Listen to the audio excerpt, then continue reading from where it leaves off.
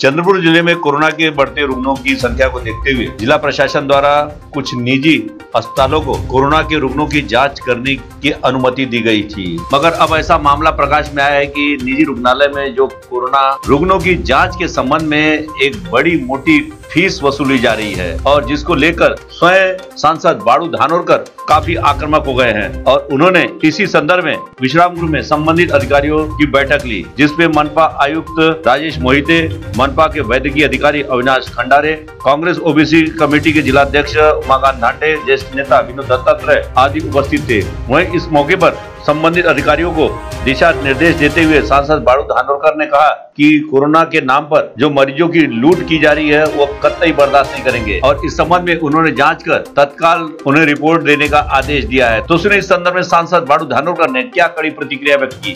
20 मार्च पासून या महाराष्ट्रात संपूर्ण भारत देशात जगात सुरुवात झाली, त्यातल्या त्यात महाराष्ट्रात आणि भारत देशात सुरुवात झाली आणि चंद्रपुरामध्ये आजही बघितलं मी पेपरला की सातत्याने आम्ही या जेवढे प्रायव्हेट हॉस्पिटल 16 प्रायव्हेट हॉस्पिटल आहे आणि 3 मेडिकल हॉस्पिटल आहे, असे टोटल मिळून जवळपास 19 हॉस्पिटल अधिग्रहित केलेले आहे।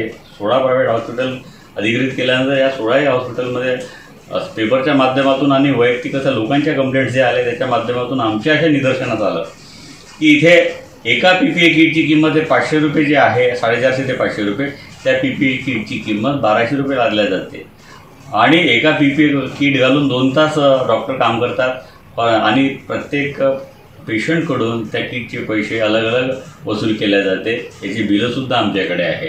म्हणजे ॲम्ब्युलन्समध्ये त्याला कोंबणे, ॲम्ब्युलन्समध्ये 4-4 पेशंट घेऊन जाणे आणि प्रत्येकाला वेगवेगळा दर लावणे, पॅथॉलॉजीचे 3-3दा सॅम्पल घेणे, पॅथॉलॉजीचे 15-15 हजार रुपये वसूल करणे, हे चुकीच्या पद्धतीनं या प्रायव्हेट हॉस्पिटलकडून जे चालू आहे ते अतिशय चुकीचं आहे। हे कमिशनरांना तेच सांगितलं, हे तुमच्या अंडरमध्ये येतात। कलेक्टरांना सुद्धा बोललो, हे जर CS आणि डीनला जर सांगितलं तर ते सांगतात की हे कमिशनरच्या अंडरमध्ये। त्यांना सांगितलं की जी ऑडिट कमिटी तुमच्या अंडरमध्ये आहे त्याच पद्धतीनं ऑडिट झाल्या गेलं पाहिजे। लोकांवरती कुठला अन्याय होता कामा नये। गोरगरिबाकडनं जे शासनाने दिशानिर्देश करून दिलेले आहेत तेवढेच पैसे लोकांकडून घेतले गेले पाहिजे। इतर पैसे घेतले तर आम्ही खपवून घेणार नाही। लोकप्रतिनिधी कुठले आरोप होत असेल तर आम्हाला हे सहन होणार नाही। ही सर्व कमिशनरवरती जबाबदारी दिलेली आहे आणि त्यांना सांगितलं की आजच्या आज याचा रिव्ह्यू घेऊन मला उद्या सकाळपर्यंत मी परत तुमच्याशी बैठक घेणार आहे।